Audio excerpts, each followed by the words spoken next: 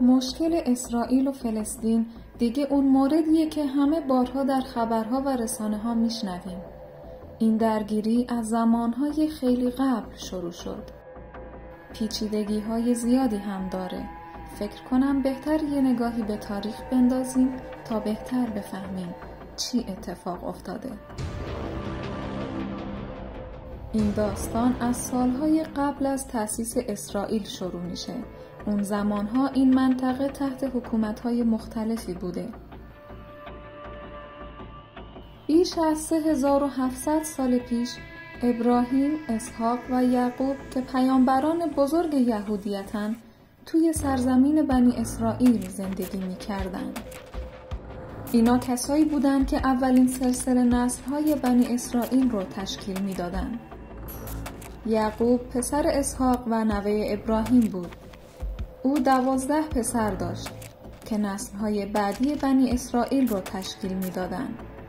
و داستان تغییر نامش به اسرائیل هم خیلی معروفه که اونو توی پست دیگه براتون آماده میکنم. در کل تغییر نام یعقوب به اسرائیل نشون میده که او یه تحول روحی و معنوی پشت سر گذاشته. همچنین این اسم به عنوان نام قوم یهودا یعنی قوم اسرائیل استفاده میشه و به تبار و نسل بنی اسرائیل ارتباط مستقیم داره. خب میریم به 1000 سال قبل از میلاد، یعنی 3000 خورده سال پیش که پادشاهی اسرائیل خالی بود و قوم اسرائیل در جستجوی یک پادشاه بودند. شاول اولین پادشاه اسرائیل از نوادگان بنیامین بود و بر اساس انتخاب خداوند برای رهبری قوم اسرائیل منصوب شد. اما متاسفانه در نبردی شاول خطاهایی مرتکب شد و از دستورات خداوند خارج شد. به همین دلیل خداوند تصمیم گرفت پادشاهی را ازش بگیره. داوود که از نسل یهودا بود به عنوان پادشاه بعدی برگزیده شد و اورشلیم رو پایتخت قرار داد. داوود فرمان داد تا مقدس ترین مکان برای یهودیان ساخته بشه.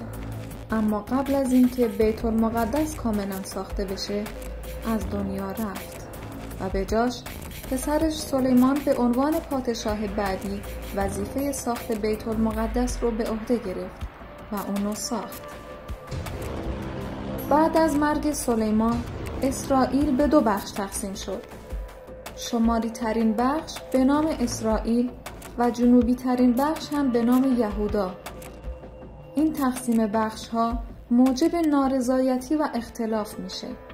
یهودا و اسرائیل جدا از هم زندگی کردند و مشکلات و نزاعات زیادی پیش اومد. امپراتوری‌های آشوری و بابلی هم به تدریج قوت و تسلطشون رو در منطقه اطراف تقویت کردند و در نهایت بابلیان اورشلیم رو تصرف کردند و یهودیان رو اسیر کردند. حالا میرسیم به قسمت جذاب تاریخ. کوروش کبیر رو که دیگه میشناسید، شاه ایران باستان.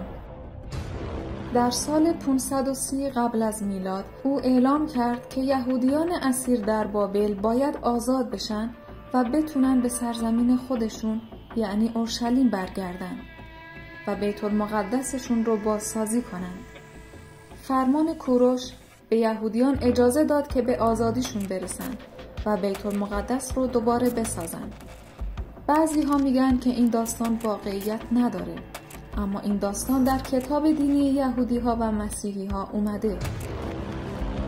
مدتی میگذره، رومی ها به تدریج تونستن نفوذشون رو تو منطقه شرقی تقویت کنن و سرزمین اسرائیل رو تصرف کنن. تو سال 63 قبل از میلاد رومی ها اسرائیل رو تسخیر کردن و تونستن یهودی‌ها رو تحت کنترل خودشون بذارن. ولی یهودیان همچنان به مقاومت علیه حکومت رومی ادامه میدادن. رومی‌ها بیت المقدس رو تخریب کردن. اسم سرزمینشون رو هم عوض کردن و گذاشتن فلسطین.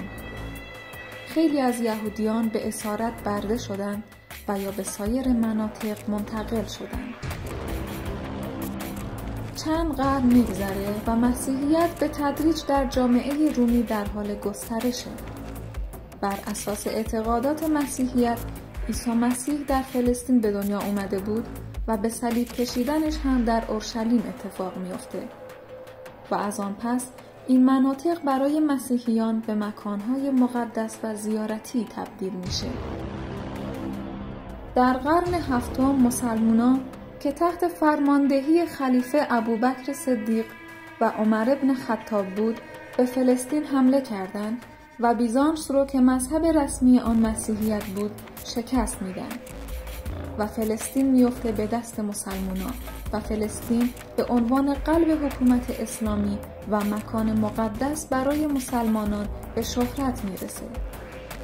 یک مسجد هم تو اورشلیم بنا میکنن که به اسم مسجد الاقصی یا قدس معروفه و بعد از این اورشلیم برای سه دین ابراهیمی اسلام، یهودیت و مسیح مقدس میشه. میرسیم به قرن 16 زمانی که عثمانی فلسطین رو اشغال میکنه. عثمانی ها به یهودیان اجازه ادامه زندگی و عبادت به طور مستقل و در کنار جوامع مسلمانان و مسیحیان رو داد. با این وجود بیشتر جمعیت یهودیان در اروپا بودند. در اواخر قرن 19 یهودی‌های اروپایی که بهشون میگن یهودی‌های اشکنازی با همدیگه متحد میشن و یک جنبش تشکیل میدن به نام صهیونیسم که هدف جنبششون هم یک وطن مستقل برای یهودیاست. نام صهیونیسم از واژه صهیون گرفته شده که به یک تپه تاریخی در اورشلیم اشاره داره.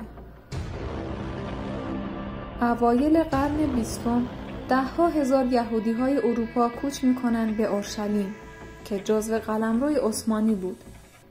چند سال بعد از این کوچ بزرگ جنگ جهانی اول شروع میشه.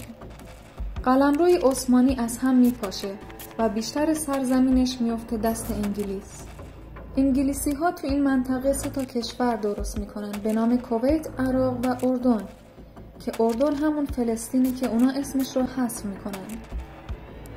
اون یه تیکه‌ای که الان دست اسرائیل اسمش رو میذارن قیمومیت بریتانیا برای فلسطین. مسلمانایی که تو این منطقه بودن خیلی بیشتر از یهودی‌هایی بودن که تازه از اروپا اومده بودن. برای همین از سال 1926 تنش بین یهودی‌ها و مسلمان‌ها شروع میشه. در سال 1933 سالی که آدولف هیتلر به قدرت رسید تصمیم گرفت یهودی‌ها رو از اروپا اخراج کنه. او متوجه شده بود که صهیونیست‌های اروپا پرقدرت ترین گروه یهودی هستند. علاوه بر این او هیچ وقت حس خوبی نسبت به یهودیان نداشت. در سال 1937 انگلیس ها که با هیتلر دشمن بودند و فلسطین تو دستشون بود اجازه ندادن که صهیونیست ها وارد فلسطین بشن و هیتلر در اخراج یهودیا ناکام میمونه. 2 سال بعد جنگ جهانی دوم شروع میشه و حزب نازی معتقد بود که تمام بدبختی های آلمان زیر سر این یهودی هاست که هممون میدونیم چه اتفاقهایی افتاد. میرسیم به سال 1947. بعد از جنگ جهانی دوم سازمان ملل تصمیم گرفت فلسطین رو به 2 قسمت تقسیم کنه. چون جمعیت یهودی‌های فلسطین که به خودشون صهیونیست میگفتن خیلی رشد کرده بود و همیشه هم بین اینا درگیری بود، سازمان ملل با این تصمیمش میخواست که درگیری‌ها تموم بشه. قرار بود یک ایالت عرب و یک ایالت یهودی تشکیل بده. اورشلیم هم منطقه بین المللی اعلام کنند برای اینکه بین این ادیان دعوا نشه. فلسطینی‌های مسلمان به شدت مخالفت کردند و گفتند نه خیر، فلسطین تنها مال ماست. 1 سال بعد انگلیس فلسطین رو تخلیه میکنه و صهیونیست‌ها که قدرت زیادی گرفته بودند گفتن اینجا دیگه مثل زمان باستان اسرائیله و نه فلسطین. جنگ داخلی شروع میشه و تمام کشورهای عربی اطراف طرف فلسطین رو میگیرن. جنگ بین عرب‌ها و صهیونیست‌ها استارت می‌خوره، اما اسرائیلی‌ها همشون رو وادار به عقب نشینی کردند. فلسطینی‌ها رو هم به کرانه باختری و نوار غزه انتقال دادند. بعد از قدرت گرفتن هم بیشتر از 750,000 نفر از فلسطینی‌ها از این سرزمین اخراج میشن. تنش بین اعراب و یهودی‌ها روز به روز بیشتر میشه تا اینکه در سال 1967 جنگی بین تمام کشورهای عربی و اسرائیل در میگیره که به اسم جنگ 6 روزه معروفه. اسرائیل تنها نبود و کمک‌های زیادی داشت. بعد از این 6 روز یهودی‌ها صحرای سینا رو کاملا از مصر میگیره. کرانه باختری رو کاملا اشغال میکنه و بلندی‌های جولان و سوریه رو هم میگیره و فلسطینی‌های بیشتری اخراج میشن. از اون طرف یهودی‌های دنیا مهاجرت میکنن به اسرائیل و برای اولین بار یهودی‌های اون منطقه بیشتر میشن. از اون سال به بعد این درگیری ادامه داره. نه فلسطینی‌ها و نه اسرائیلی‌ها حاضر نیستن که این سرزمین رو به 2 قسمت تقسیم کنن. ولی اسرائیلی‌ها معتقدند اینجا سرزمین آب و اجدادشونه و بیشترشو میخوان و اورشلیم رو هم نمیخوان نصف کنن. بعد از سال 2007 فلسطین به 2 بخش تقسیم شد. یه بخش تو کرانه باختری و بخش کوچکتر تو نوار غزه. هیچ کدومم همدیگر رو قبول ندارن. توی نوار غزه گروهی به نام حماس داریم که هدفش فقط نابودی اسرائیله و با رژیم صهیونیستی معامله نمی کنند. اما از اون طرف سازمان آزادی بخش فلسطین که کرانه باختری رو در اختیار داره میخواد با اسرائیل معامله کنه و به 2 بخش تقسیم بشه.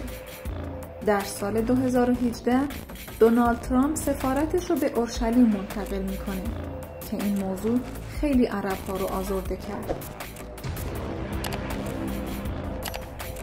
خب دیدی که درگیری اسرائیل و فلسطین هنوزم ادامه داره. ممکنه تا روز قیامت هم ادامه پیدا کنه. هر 2 طرف با هم درگیرن و دارن از حقشون دفاع میکنن. همیشه تنش و خشونت تو این منطقه وجود داره و هیچ وقت به یه توافق نمیرسن که همه راضی باشن. تا حالا تلاش‌های زیادی برای حل این مشکل صورت گرفته، اما هر 2 طرف همچنان به اصرار خودشون پایبندن. نمیدونم دقیقاً آینده چطوری خواهد بود، اما به نظر من صلح و آرامش در این منطقه خیلی سخته. نظر تو چیه؟ از اینکه تا انتهای ویدیو با من همراه بودی سپاسگزارم. منتظر نظرات و انتقادات ارزشمند شما هستم.